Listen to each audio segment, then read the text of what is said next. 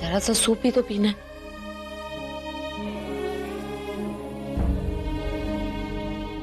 बस थोड़ा सा और। ये गलत है। जब मैं छोटी थी और मैं बीमार पड़ती थी, मैं तो इतने अच्छे से आपकी बात मान लेती थी, और आप है कि इतनी जिद कर रही। जानते हैं ना, आपको जल्दी ठीक होना है ना, तो चुपचाप ये सूप पूरा खत्म करना है आपको। एक बार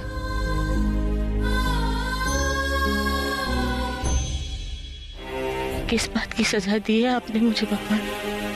शरीर से तो लाचार बना दिया, पर कम से कम मुझसे मेरी आवाज तो नहीं छीनते। मुझे मेरी प्रज्ञा को बताना था ना, जिसे ढूंढने के लिए वो इतनी मेहनत कर रही है, वो और कोई नहीं बल्कि निखिल है। ये राज तो मुझे पता चल चुका है।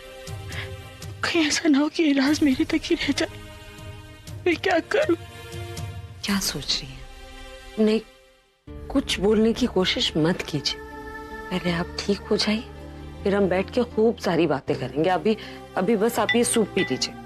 बेवजह बात करने की अभी कोई जरूरत ही नहीं है। पहले आपको ठीक होना, फिर।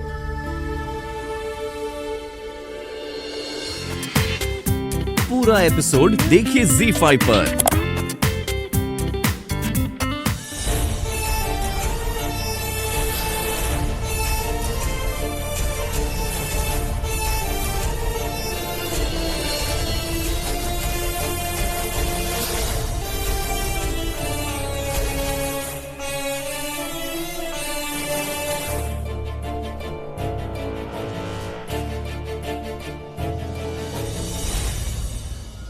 आंटी जी, एक बात पूछूं आपसे?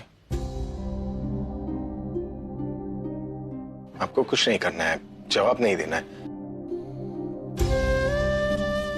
अगर आपको लगे कि मैं सही बोल रहा हूं तो बस पल के झपकाना, मैं समझ जाऊंगा कि आप हाँ बोल रही हैं। आंटी जी, जब आपका एक्सीडेंट हुआ था, तब बेहोश होने से पहले आपने प्रज्ञा का हाथ मेरे हाथ में दिया था। ये ऐसे ही हो गया या आप जानती थी कि आप क्या कर रही हैं?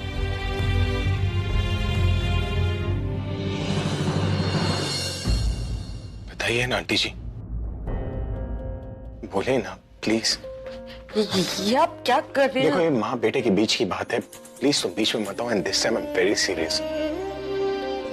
आंटी जी प्लीज, उस बात को लेकर मैं बहुत कंफ्यूज्ड हूँ। मुझे नहीं पता आपने ऐसा क्यों किया।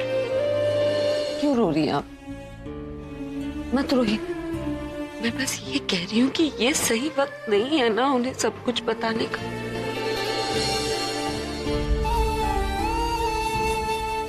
ये बहुत बड़ी उलझन में पड़ जाएंगे और वो ऑलरेडी बहुत परेशान है। और अगर उन्हें ऐसे ही सच बताना था तो हम पहले ही बता सकते थे ना। इतना सब कुछ करने की जरूरत ही क्या थी? सब चाहते हैं कि मैं और ये एक हो जाए, लेकिन ये तरीका नहीं। और क्या कहेंगे आप उनसे कि तनु उनसे झूठ बोल रही है कि वो बच्चा उनका नहीं किसी और का है, तो वो मान लेंगे क्या? सच बताने के लिए हमारे पास सबूत होने चाहिए, लेकिन अभी हमारे पास सच साबित करने के लिए सबूत ही नहीं।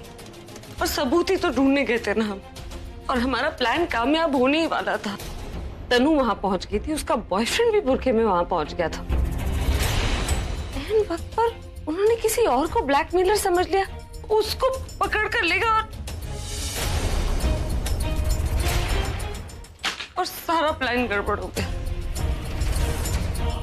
उसके बॉयफ्रेंड के साथ इतने सारे गुंडे थे कि पूरब ने कहा कि हमें वहां से निकल जाना चाहिए। अगर वो लोग अकेले होते ना तो उसी वक्त। अब तुझे कैसे बताऊं प्रज्ञा कि वो और कोई नहीं बल्कि वो मैं थी। मेरी वजह से तेरा सारा प्लान खत्म हो गया। ऐसे क्यों देख रहे हो? और मेरे चंगी तरीके से पता है जब ये कुछ ना बोल रही हो ना तो इनसे कैसे बात करनी चाहिए। और साडा ना हजारों बार ऐसे झगड़ा हुआ है और हर बार ये ऐसे ही ना मुंह बना के मौन व्रत रख के बैठ जाया करती हैं। कई कई दिनों तक बात नहीं करती हैं।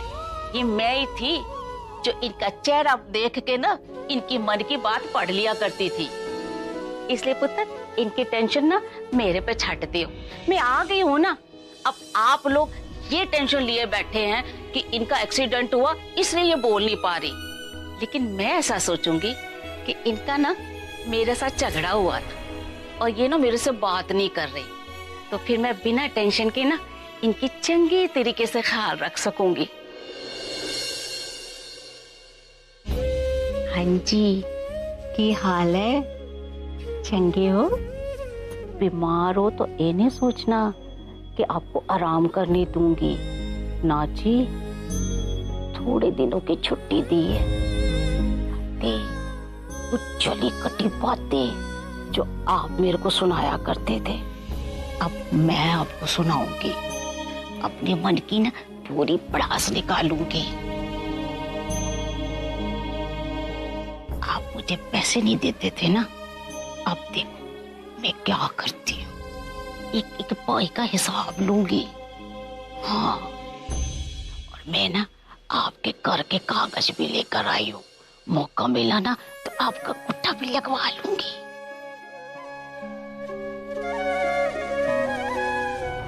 कौन है? मैंने पूछा कौन है?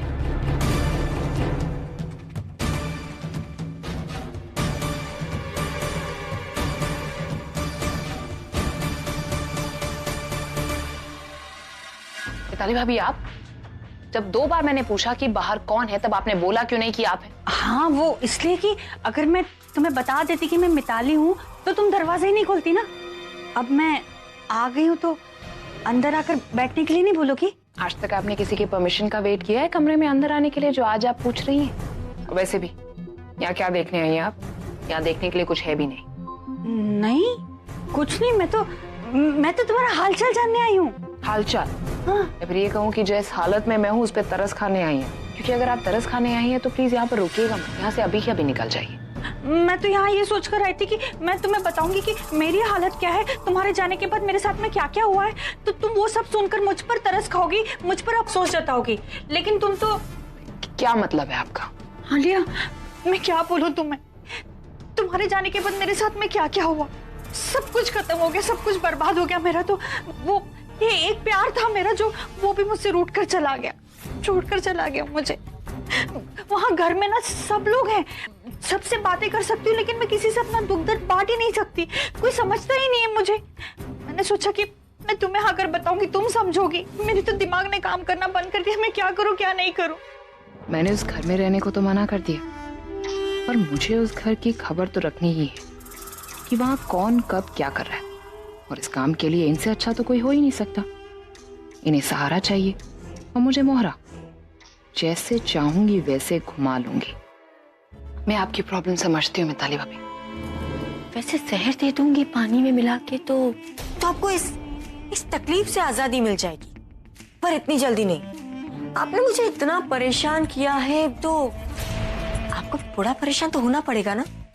क्या है कि आपको मेरे और मेरे बॉयफ्रेंड का सच पता चल गया, तो उसकी कीमत तो चुकानी पड़ेगी।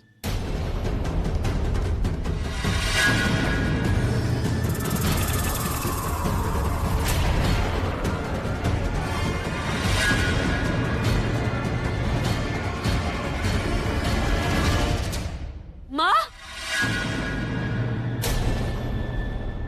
क्या हुआ? इन्हें ऐसे कांप क्यों रही है? पता नहीं, मैं जब रूम में आई तो ऐसे ही कांप रही थी। मैंने इनसे पूछा भी कि कुछ चाहिए, पर ये ऐसे ही... क्या हो रहा है? मैं डॉक्टर को बुलाऊं? क्या हो रहा है? आप ठीक है ना? कांप क्यों रही है ऐसे? पूरा सुनिए पूरा। माँ प्लीज बताइए ना क्या क्या हुआ? पूरा माँ को क्या हो रहा है? पता नहीं, मैं जब से आई हूँ माँ ऐसे कांप रही है, कुछ समझ में नहीं आ रहा। माँ क्या हुआ? सरला जी, आप ठीक तो है ना? आंटी जी, हम दोनों के बीच में जो बात हुई थी, प्लीज उस बारे में मत सोचिए, बाद में बात कर लेंगे। आप प्लीज आराम कीजिए। Nurse, nurse!